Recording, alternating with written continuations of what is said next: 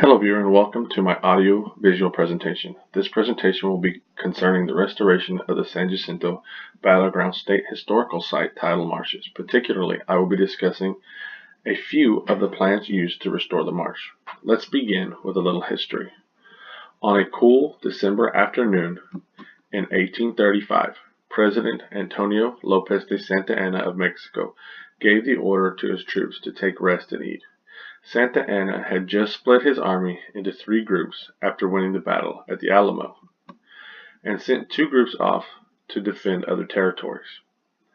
The remaining Mexican army, with Santa Anna at their lead, pursued General Sam Houston and what was left of the Texas army to the San Jacinto area. Santa Anna had become overconfident in his larger force's ability to defeat General Sam Houston's force. Hidden under the cover of trees and rising terrain, Houston sent his force in three parts against the Mexican president who was taking rest. At 4:30 in the afternoon, the Texans swarmed into the Mexican camp shouting, "Remember the Alamo and remember Goliad." The Mexican army was caught unawares, and the battle ended 18 minutes later. The Texans killed over 600 Mexican soldiers and captured most of the rest. 9 Texans died in the battle. General Santa Anna escaped, disguised as a private. Texas troops captured him the next day and brought him before the wounded General Sam Houston. Houston forced the Mexican president to sign a treaty that would recognize Texas's independence. That treaty opened up the gate for America's westward expansion.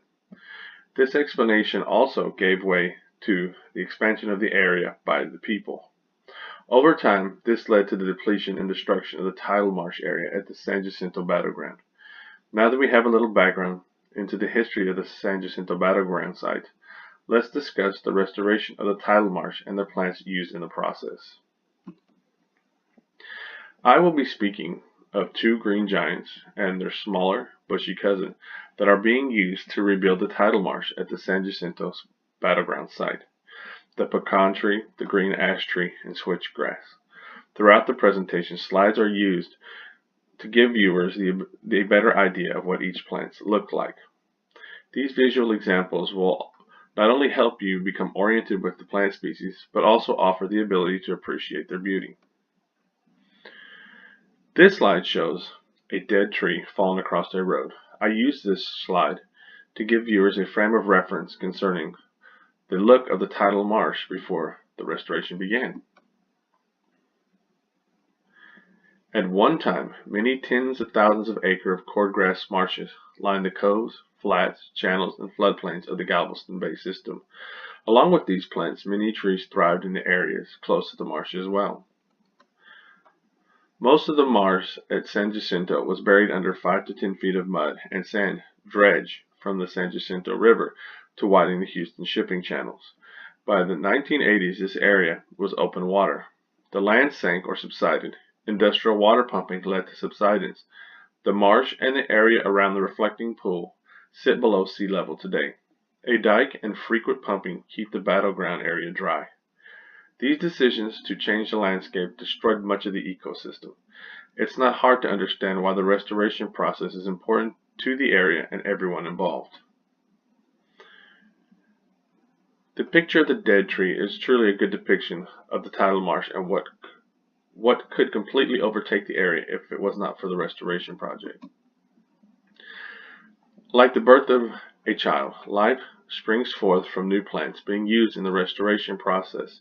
As the trees and grasses grow back, life rises from the dead marsh and returns species of animals back to their habitats, and everyone benefits.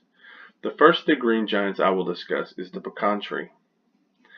This species is known as a tree for all uses. It serves as the nation's most important commercial nut producer, provides great shade, and sports an amazing grain that makes it highly prized as a wood for furniture and flooring. Texans have such an affinity for this tree, they declared it their state tree. Whether you like to bake with it, buy chairs made of it, or simply bask beneath its canopy, the pecan tree is one that serves us well. These trees grow up to 100 feet tall and can live for up to 300 years. They make a worthwhile candidate in the restoration process of the tidal marsh because of their longevity, strength, and hardiness. This pecan, like the one in the slide, is a nut of the tree and one of the reasons it's such hardy tree and why it's planted to rebuild the marsh. Nature's way is simple. Pecan seeds fall to the ground, squirrels bury them, or floods cover them with soil, and they germinate in the spring. 1 million acres in Texas has been planted by this method, but no one is depending on this system completely for growing the trees used in the marsh. To be sure, pecan trees will help in the restoration. Initial planting of live-growing trees are taking place. The nut will ensure new growth later down the line in the future. As can be seen from the first green giant, the pecan tree, many considerations have been made for the future of the marsh and the hardiness of the plants being used to rebuild it. The green ash tree is another species of tree being used to restore the tidal marsh. The green ash tree is being used to rebuild the San Jacinto marsh due to many factors with the species of this tree. The green ash tree is another very hardy tree. It tolerates varying soil types and prospers under most conditions. As the slide shows, this tree features compound leaves that vary in color depending on the season. Compound leaves are leaves that consist of several or many distinct parts or leaflets joined to a single stem. Just like the many colors of the old tidal marsh, the green ash tree also produces colorful green to reddish purple flowers that bloom around April. The tree grows in an oval, upright, erect shape, making it usually visually pleasing. These trees are known to have a beautiful large crown. The crown of a tree consists of the mass of foliage and branches growing outward from the trunk of the tree.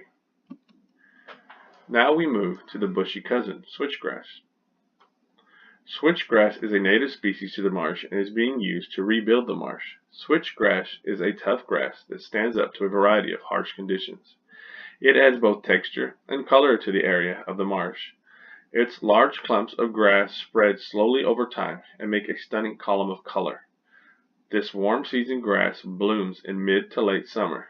Depending on the variety and cultivar, some have foliage that change color in the fall.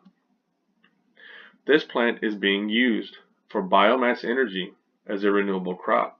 Another good reason this plant is being replanted and cared for is its ability to stop erosion along the channel banks near the San Jacinto Monument. Switchgrass is hardy, deep-rooted grass that begins growth in late spring. It can grow up to 8 foot 10 inches. Can you imagine large amounts of this flowing with the wind like long hair? The accounts found from the battle speak about the fighting taking place in switchgrass as tall as a horse's belly. With the historical value of the San Jacinto Battleground State Historic Site, it's good to see the use of a plant species that was present during the battle. The use of switchgrass is a wonderful example of this practice. The efforts taken to restore the marsh show the resurrection of the marsh is of great importance. The dead stump in this slide shows the marsh struggling for life. The livelier pecan tree in the slide shows that life is returning to the marsh. Through this, we learned about two green giants and their bushy cousin being used to rebuild the San Jacinto Battleground State Historical Site tidal marsh. We discussed the pecan tree, the green ash tree, and switchgrass. We were given the reasons behind the selection of these plants and how they are used.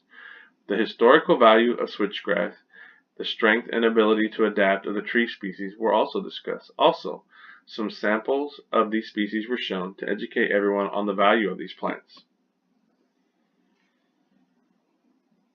I hope that all viewers take home that through the thoughtful selection of plant species, an area once thought dead or dying can be revitalized.